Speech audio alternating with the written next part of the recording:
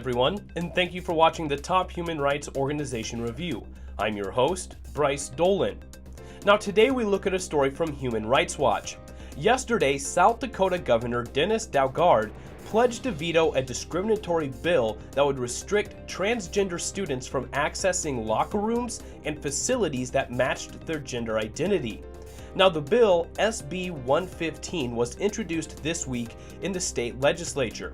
Governor Daugaard vetoed a similar bill last spring when he observed that the legislation does not address any pressing issue concerning the school districts of South Dakota.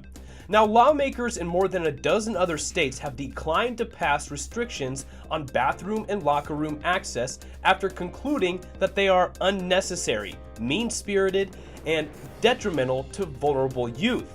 Now, the only state that has enacted such restrictions, North Carolina, as part of a larger effort to curtail LGBT rights, has faced vocal opposition, sweeping boycotts, and lawsuits detailing rights violations and discrimination against transgender student and faculty.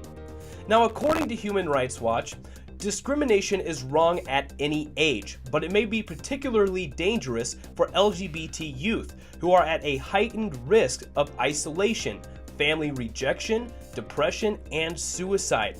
As Human Rights Watch has recently documented, restrictions on bathroom and locker room access jeopardize transgender students' safety, health, privacy, and access to education. In the process, they stigmatize transgender youth instead of addressing the real problems faced by the U.S.'s LGBT students: bullying and harassment, exclusion from curricula, restrictions on speech and assembly, and discrimination in schools.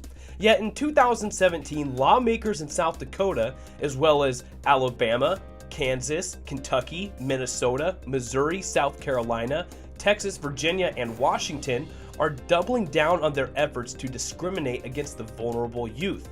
Now, Governor Daugaard urged lawmakers not to reintroduce bathroom restrictions this year, deeming them a solution in search of a problem. Now, Governor Matt Bevin of Kentucky has offered a similar assessment, saying that legislating bathroom access would be silly. Now, some lawmakers aren't getting that message and are taking dangerous steps toward enshrining discrimination in state law. In this year's state legislative sessions, legislators and governors should resist those efforts and focus their attention on the urgent task of making schools safer and more inclusive of all youth. Now, I don't think I could have said it better myself, ladies and gentlemen, exactly what Governor Daugaard said in this article when he said it is a solution in search of a problem. In a sense, why think of a solution for what isn't a problem that's going to create even more of a problem?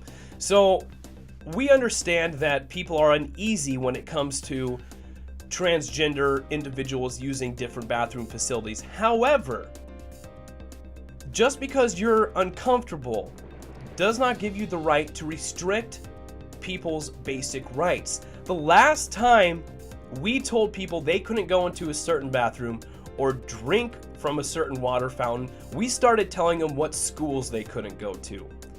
Now we're detaining people because of how they worship. What's next? Ladies and gentlemen, you can look into this article yourself by clicking on the link below in the description. It'll take you directly to this article on the Human Rights Watch website. Make sure you subscribe to our YouTube channel, that way you can get notified every time a new video is posted. Give our Facebook pages a like and follow us on Twitter. But thanks for watching the video today, ladies and gentlemen. That was your Top Human Rights Organization Review. I was your host, Bryce Dolan.